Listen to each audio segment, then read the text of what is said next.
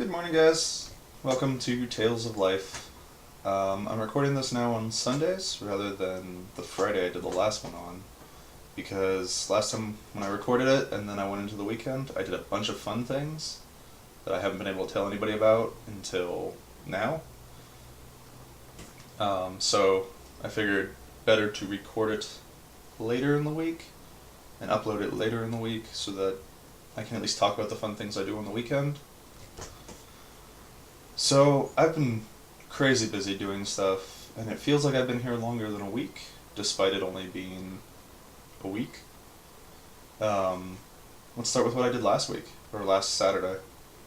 I went exploring downtown Vancouver. Big shout out to using meetup.com to find things to do, because otherwise I'd kind of just be sitting here going, I don't know what to do. But so I went to a gaming group that was titled Wargaming at the Century Box, and it sounds more like a theater to me or something like that, so I didn't know what I was going to get into. So I walk around, I get to the building and it's like I have to go around the block after like climbing over a major road on a pedestrian bridge and stuff. Go down, walk in, and before me is probably the biggest game store in North America.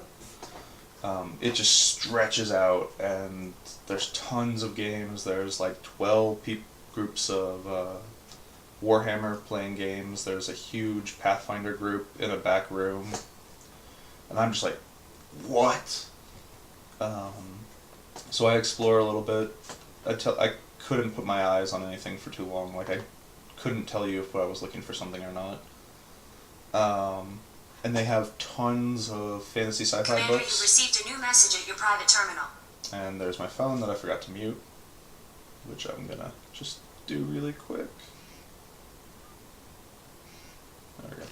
There we go.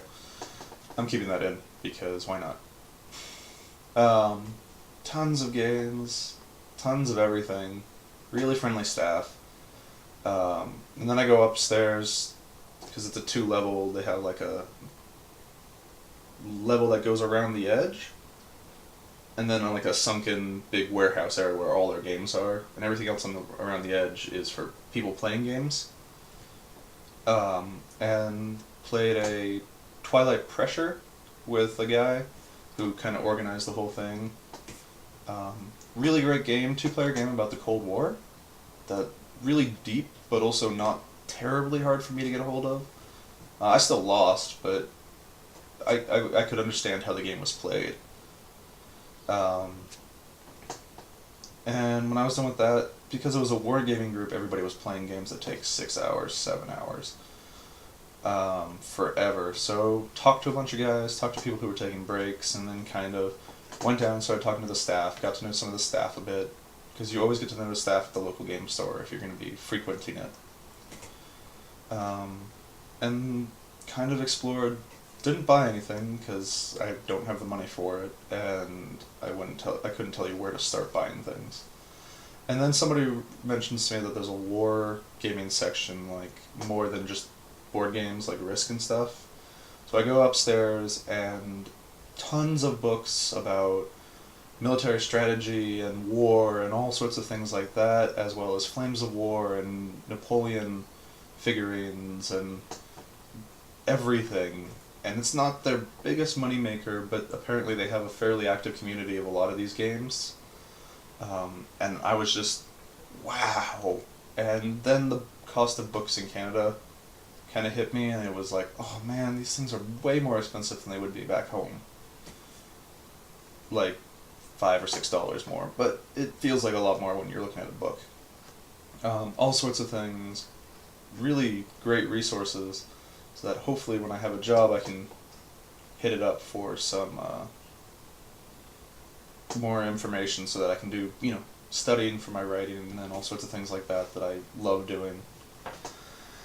And then part of that day too, I was exploring downtown Calgary, and trying to find the TELUS store because we were switching our internet from Shaw to TELUS because Shaw was a pile of crap. Where I was getting 15 down and .5 up, and TELUS had a better deal than Shaw about what we moved to, which is 50 down and 10 up. Go in there, and I'm like, well, I'm in this mall that's inside one of the skyscrapers, kind of like Westlake, or not even Westlake. I don't know which mall it is. There's a mall a little higher up that does the same thing. You go in and it's part of a skyscraper, and then you look up and you realize you're in a mall that's vertical. So I'm like, I'm going to explore this. Go up to the 4th floor, and there's an entire park. Trees, flowers, a wedding set up, like playground with kids and tons of kids. And I was like, what? And then a little later in the week, Victor, my roommate, was telling me that that mall stretches throughout the entire downtown. All the skyscrapers are connected, and there's shops in like so many of them on like their 2nd floor. And it's just this crazy huge mall, but I walked into like the core part of it, the core part of the core mall. But that mall was huge, insane, and everything there was really expensive because it's one of the fancy downtown malls. But whatever, I was there to explore. There are a lot of, in every food court, it's like there's 5 different Asian restaurants of different ethnicities or countries. Countries is the word I want. Different countries and different cooking styles and all sorts of things. And then there's like one A&W and maybe a Dairy Queen. And that's really weird to me that like the majority of the restaurants are Asian. And there's a fairly large East Asian, but also Asian and apparently Latin community up here, or at least I run into a lot of people who I'm like, that's another Latin. And then Sunday, the day after all of that, I went to a pub downtown, so I've been on the train a lot in the last few days, and it's not bad. It's a lot of walking, but that's not a bad thing. And go into this pub with Victor, and we go to find it, and we see the sign, and we walk around the block, like the building. Don't see a thing. Don't see any entrances.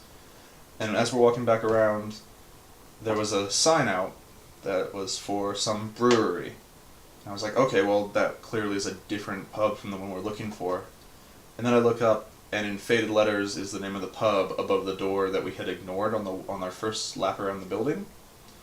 We're like, oh crap. So we go in there, and we go down into the basement of this building. And it gets really dark because my glasses are all transitioned over to darkness and everything else. And we go down there and we look around, and there's a ton of people playing board games. There's tons of board games behind the counter, and the pub has a great atmosphere. We're like, this will be awesome. And again, I met some great people, getting to know them slowly, talking, playing games. It's still the best way to meet people is to play board games with them, because competing with somebody else, especially somebody else who's used to competing with people in board games, is more honest of an experience, I guess. And then I spent, I think, Monday and Tuesday and part of Wednesday dealing with Service Canada and general paperwork and that kind of nonsense. I was dumb enough to forget my SIM card back in the States and not record the number anywhere. So I went to try to get that replaced, and then they tell you need your birth certificate. So then I have to go get that replaced because that's also in the States. And then I have to go to a registry, and the registry tells me I need proof of residency, and that's really dumb because nothing that they gave me a list, almost nothing on that list is done by paper anymore. Everything's done digitally. And that was a pain in the ass. Spent a few days dealing with that, got it almost entirely out of the way. I still need to go to a registry and get my Albertan license and Albertan ID, but I'm being a little lazy about that because I don't feel like it. And then I've been exploring Calgary. Went to visit Calgary. And I've sent out emails because I want to do my grad program. And so far, only one school's gotten back to me, and that's Victoria. UVic is the only school to have gotten back to me. UCal, I went there in person, thinking I could set up an appointment with one of their grad advisors or even the anthropology department, and they showed me the website and went, "Here, this is what you need," and I went, "But I'm here in person. Why can't you just tell me?"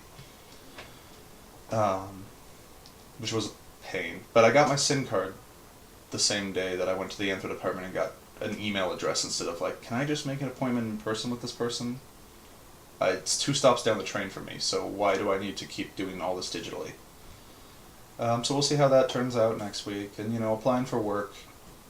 It's really hard when you get out and you'd spent most of your high school career wanting to make a video game, and now that's totally not the field I want to go into, and I have no idea what the field is that I really want to go into. And I think I might need to do this bi-weekly because I'm still not done talking, and this is a 12-minute video. Well, this one's going to be a little long.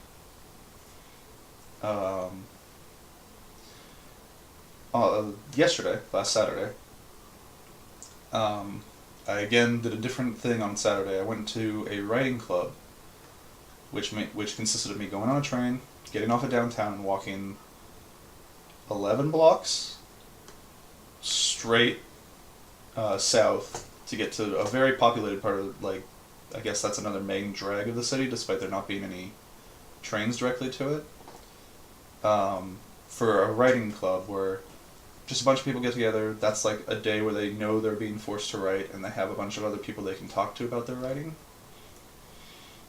Great people. Got to know a man who is probably 60s, 70s, who was from Chile, and got to talking to him a lot about what it was like, for him coming here and raising his kids. Interestingly enough, he chose not to teach his kids Spanish either, which was really interesting to hear as somebody else other than my parents who'd made that decision. But also, he's an educator with the city of Calgary as a teacher, and so talking to him was kind of funny because it was this bit of camaraderie of 2 people who worked a lot with kids, but got to know some college students, and the age range kind of went from him at the very top to probably me, but a bunch of college kids, in between, and kind of everything else in between. There was a good mix of children's novelists and short story writers and things like that, and fantasy writers of different stripes. And then I had a lot of fun when I came home, because I spent most of the rest of that day just watching anime with my best friend over Skype, and syncing our anime so that we could watch it together without one person being ahead of the other one. Which is a lot of fun. Today I'm going back to the pub game day at sometime in the next few hours. And that'll be a lot of fun. I got shorter as this video went on, but there we go. And, I know that'll be a lot of fun. I'm probably going to grab a few of my own games. Probably my unopened, unused copy of Game of Thrones, and maybe get somebody to play it. It's a long game, so I doubt I will, but I'll grab a few of my own games and take them down there. Anything else? Not really. The other thing, and this is probably going to be a theme for a number of these weeks as I go on, is that move to a city that I don't know, away from almost everybody I know other than my roommate. I'm sure I have family nearby that nobody's told me about, but doesn't count if you don't know them. Is really scary. I'm getting into a city. This is starting to feel like a home for me. It's a gorgeous apartment. But it's lonely. I'm doing things. I'm using meetup.com. I'm trying to go out fairly frequently. But it's still lonely. Because there's still nobody who's my friend. And it's funny because Victor keeps telling me like, well, get their Facebooks, get their contact information. But it always feels off for me to, on the first week of meeting these people, to be like, yeah, let's be friends, contact info. You don't get that very often unless it's at conventions, and even at conventions, it doesn't happen very often. I'm not worried. In the next few weeks, I'm probably gonna make some friends, at least from these game events, and get to know some people who are gamers or writers. Be like, we should be, like, give me your. I don't know anybody in the city, so if you want to meet up or something, let me know. Um, Also, this is definitely a drive-in city. This is not a public transportation makes life easy city. It's good public transportation. It's Houston, it's Dallas, it's the city that just kind of went across the amount of space they had. And like Seattle and Vancouver are big cities, but because of the mountain ranges and because of the hills, they're kind of packed up against each other a little bit more. If Seattle had better public transportation, it would probably be really easy to get from Capitol Hill to downtown, out to the east side and back. Whereas right now it would take me the same amount of time it took to get from Capitol Hill to downtown. It can take me to get most of the way across the city. That's just the difference in public transportation, but it's still just a big city that there's too much stuff to do. But I probably am not going to get a car just because I don't want to be... If I end up in Victoria or Vancouver for grad school, a car would suck. Anyway, thanks for watching. I don't know if I'm going to do this bi-weekly from now on. This is a really long video, but my life might get less interesting as time goes on, and I don't want to try to be interesting twice a week.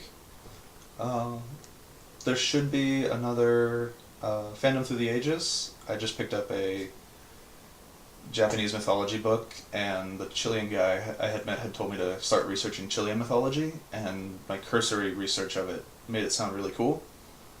So you're probably going to get at least a few Fandom Through the Ages over at Red Breard 242, and I'll probably put the name in the link dump. Thanks for watching. Bye.